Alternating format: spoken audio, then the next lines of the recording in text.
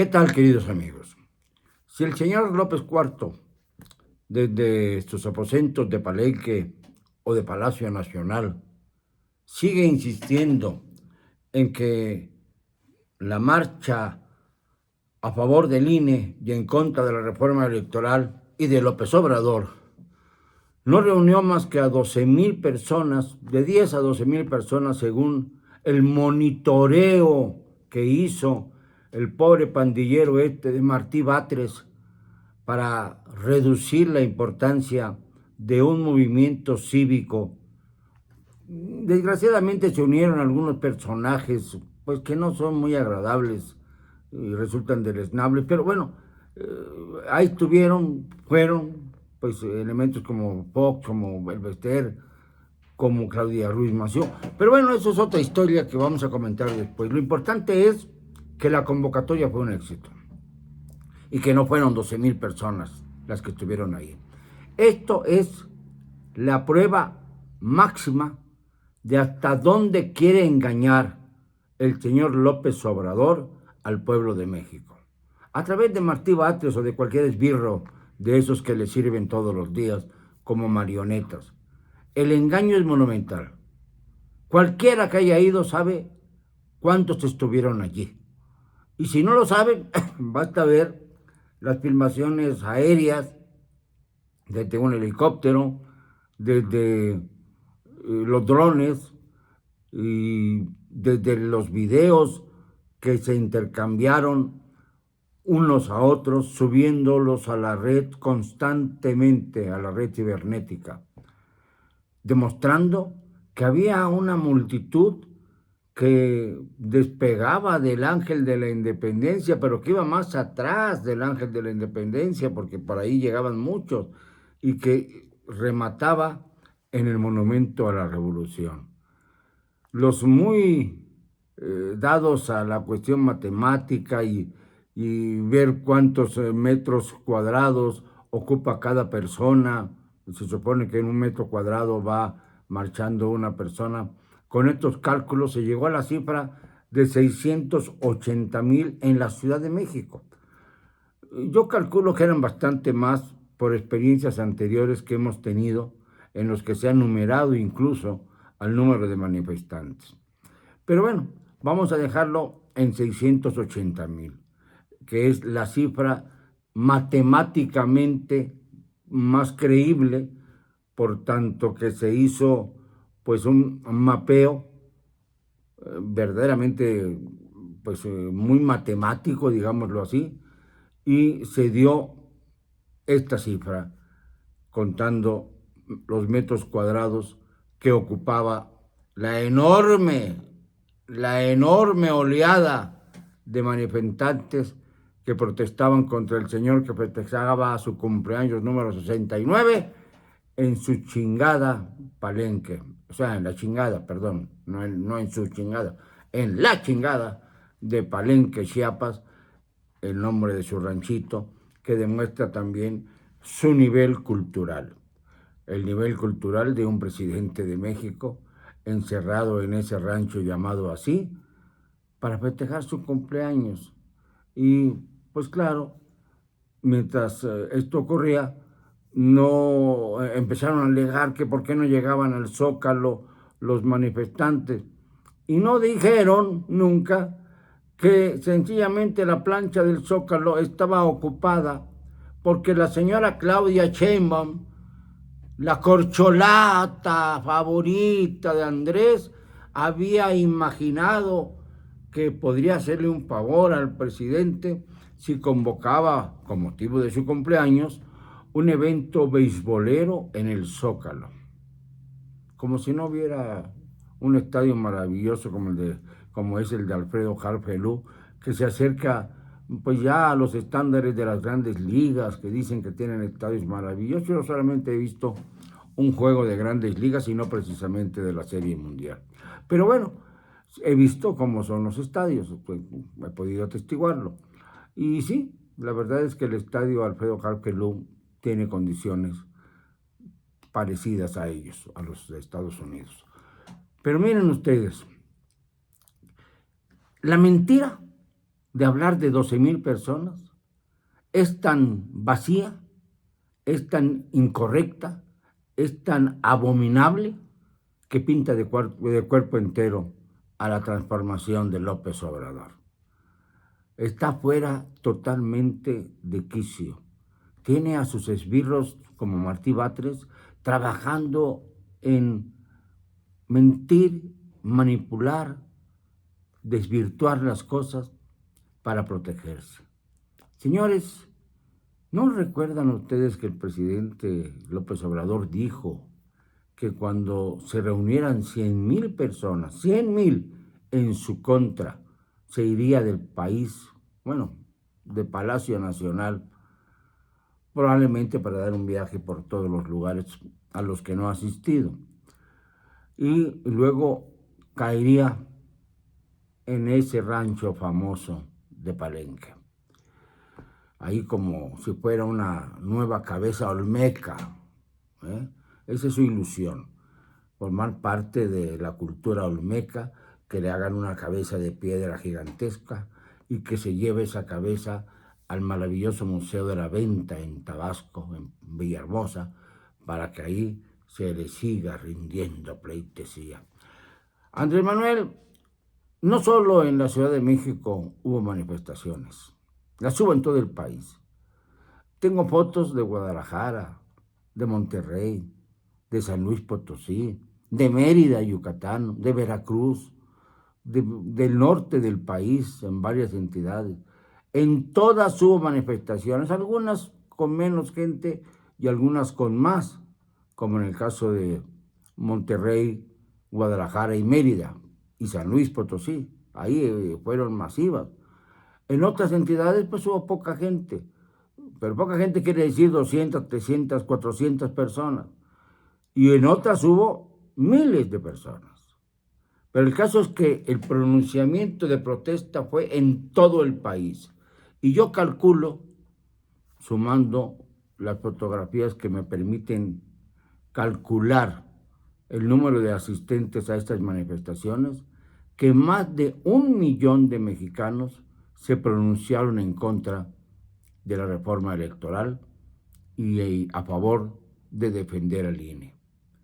No tiene vergüenza, no tiene cara el presidente y tampoco tienen cara sus esbirros para seguir diciendo que solamente hubo de 10 a 12,000 personas en las marchas. ¿Por qué?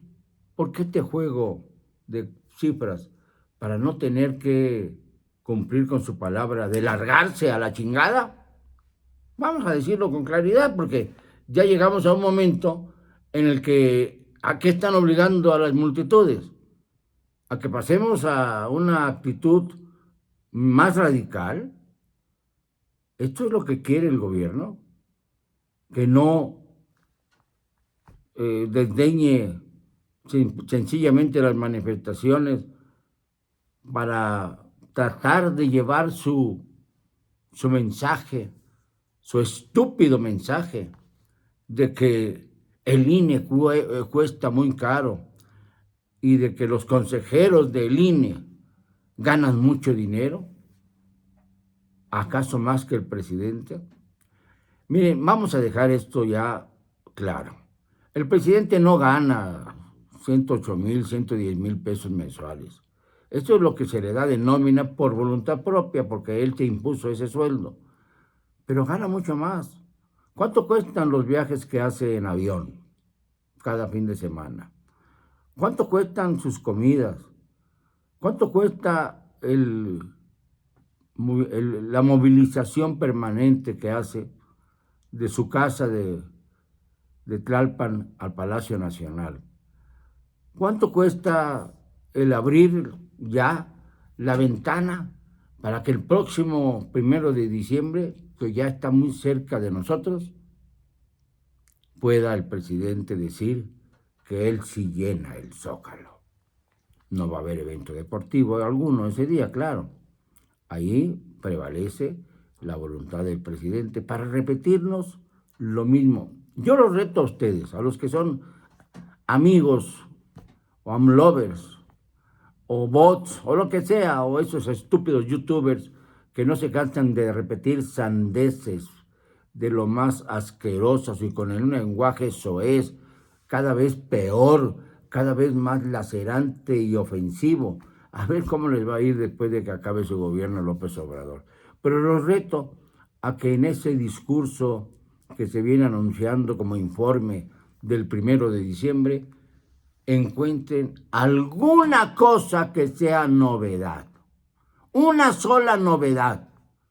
No que nos repita lo de Dos Bocas y sino que nos hablen, por ejemplo, de por qué se canceló el aeropuerto de Tulum, que era una de sus obras emblemáticas. Que nos hablen de cuánto se ha multiplicado el costo del Tren Maya. Que nos digan claramente por qué ya se está investigando el patrocinio fraudulento de Dos Bocas. Que insistan y que explique el presidente por qué la necesidad de haber construido esa estación de aviones llamada AIFA, que no puede funcionar cuando hay mal tiempo, que es muy frecuentemente en la Ciudad de México. No puede funcionar, sencillamente los mandan al aeropuerto ya saturado, al aeropuerto internacional de la Ciudad de México, Benito Juárez. Hasta eso fue malévolo el presidente, dice que su ídolo máximo es Benito Juárez, y el 21 de marzo fue cuando inauguró el aeropuerto, como para que pasara el natalicio del benemérito a un lado y se erigiera el aeropuerto Felipe Ángeles como lo que hay que festejar cada 21 de marzo. Fíjense hasta dónde llega ya la inestabilidad emocional y mental del señor López Cuarto. Todavía insiste en que casi no hubo gente el día de la manifestación, el domingo. Y aquello fue un tumulto, pero no se rompió un vidrio, presidente. Esa es la diferencia con las cosas que usted hacía. No se rompió un vidrio en todo el trayecto. No hubo ningún acto de vandalismo. No se pintaron las bardas, como lo hacen los que se infiltran en las manifestaciones, porque en este caso lo que ocurrió fue precisamente todo lo contrario, la actitud de Claudia Sheinbaum. Declarar una emergencia ambiental que no existía, para que no pudiera todo el mundo circular por la Ciudad de México. Luego, prender las fuentes del Monumento de la Revolución para mojar a todos los manifestantes que estaban allí y luego alegar que pues están automáticamente manejadas para que se prendan a tal hora los domingos, precisamente, como si no hubieran podido apagar las fuentes por respeto a la ciudadanía. No, pero además empezaron a difamar. La marcha no fue para defender el salario de Córdoba. La marcha no fue para defender el presupuesto del INE. No se equivoquen, no sean brutos. La marcha fue para defender al INE, porque resulta que muchas secretarías de Estado que no sirven para un demonio, la Secretaría de Bienestar, por ejemplo, la SEDATU y tantas otras más, que muestren los presupuestos, vean los presupuestos que tienen y compárenlos con el INE. A ver si resisten la comparación, a ver si puede buscar un pretexto López Obrador para no tenerse que ir, porque se reunieron mucho más de 100,000 personas en protesta contra él y su administración, no solo contra la reforma electoral, no solo contra el hecho indiscutible de que no puede permitirse un retroceso democrático como el que propone, sino que también tenemos que abundar en la capacidad de engaño que tiene este personaje siniestro, López Obrador, para seguir manipulando a los mexicanos. Esto es lo que tenemos que decir el día de hoy. La marcha fue un éxito. Si López Obrador se ciega y no quiere ver sus efectos, peor para él, porque la historia lo va a condenar irremisiblemente. Ya la perdió, pero ahora va camino del infierno de una historia que lo va a denostar y que lo va a poner en su lugar. Presidente, cuente con las imágenes aéreas que tiene cuántos fueron a la gran manifestación del pasado domingo. Y entonces cumpla su palabra y váyase del Palacio Nacional. Perdóneme, no me van a callar.